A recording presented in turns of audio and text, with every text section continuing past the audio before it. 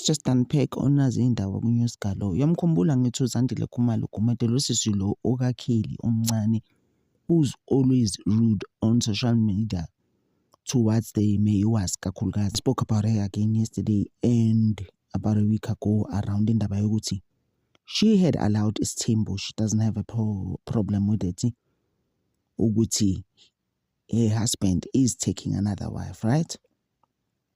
Noguti, she created a song around ukuthi enenjabulo yakho is important to me. Kanti sister wife nayo nonjabulo Mdluli. How?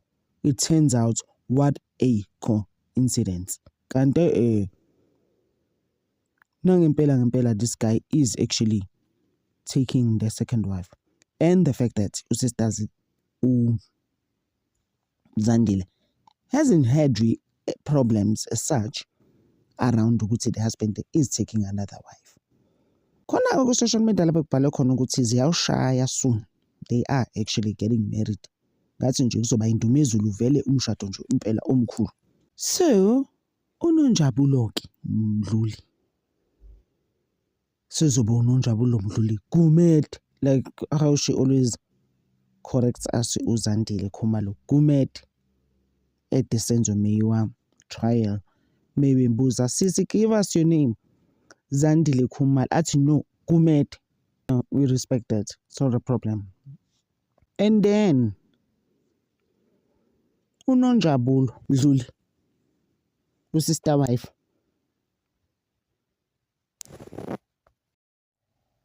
is related to the late Zandile Mbokazi.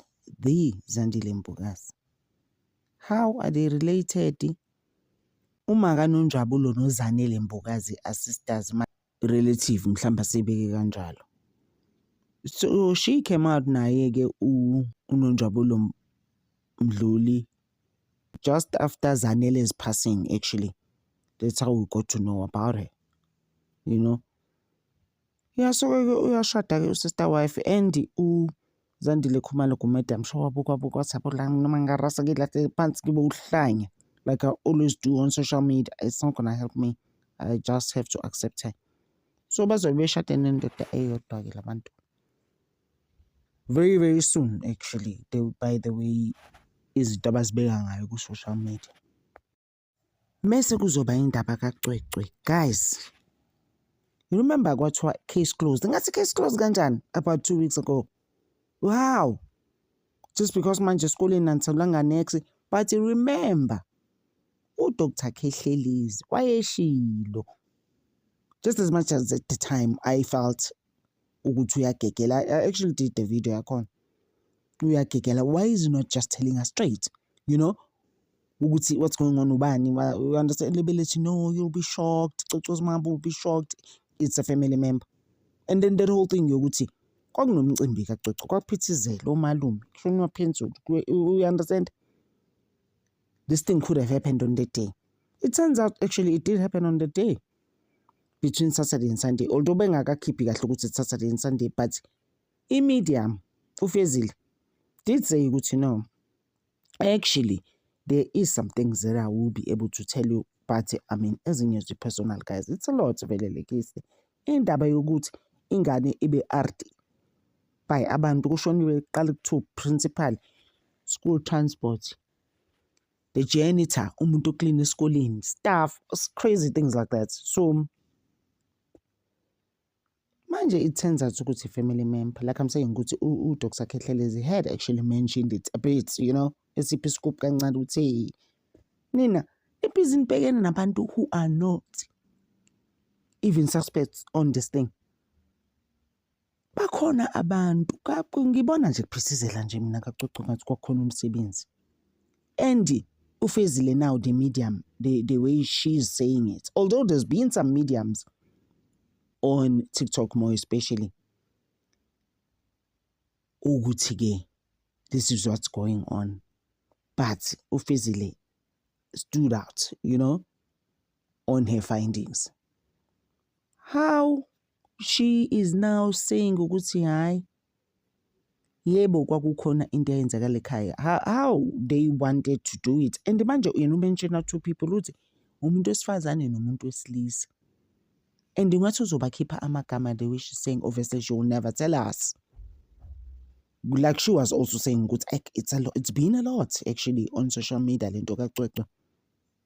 Especially on TikTok, I guess, and Facebook more especially.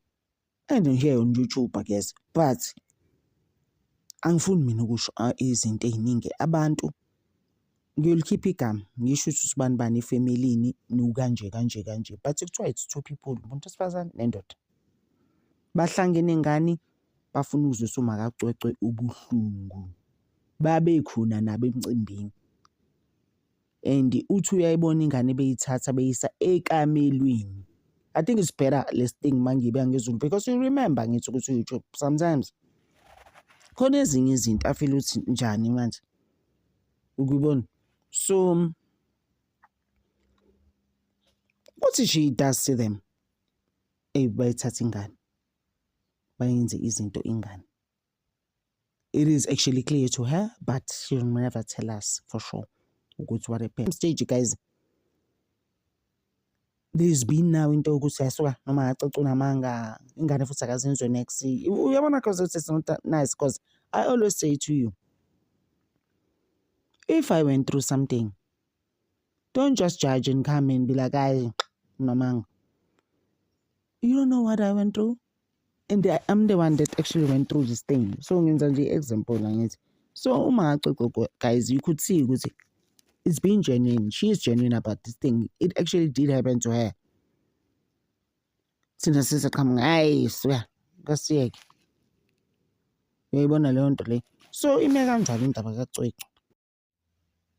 Guys, the only thing I want nje for uCwecwe or I wish for and hope for is ukuthi athole justice uma wakhe. Guys, I mean I've never questioned her. It's not even about ukuthi I'm a mother. It's more like awangeke guys. People deserve to know ukuthi kwenzakaleni enganeni. Ngoba ingane wayibona yena eseyibona 2 days later. Ingane uthi constipated. Yabona leyo nto wayichaza le nto. It wasn't nice to hear or listen to. It wasn't nice. I was just like ngeke. No mama lo deserve justice. So nje I'm still behind it completely ukuthi ayithole justice lo mama.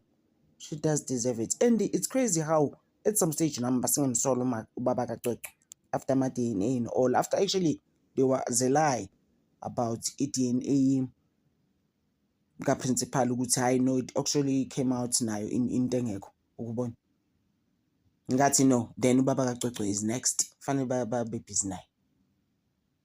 Uyayibona leyo nto but nje I really believe ukuthi uCwecwe does deserve justice guys. You must just let me know what to take on this. Thank you so much guys for always supporting me on this channel. This channel is actually out of my 4 channels it has been it's actually my second one. This one has been very quick and rapid to grow. I was just like what? But I appreciate that guys, and I appreciate Anina more than anything. As my subbies, as my beautiful subbies, cause you always look out for me. Even when I don't post, you appreciate me, you know, and I appreciate you back so much. Ngintanda over.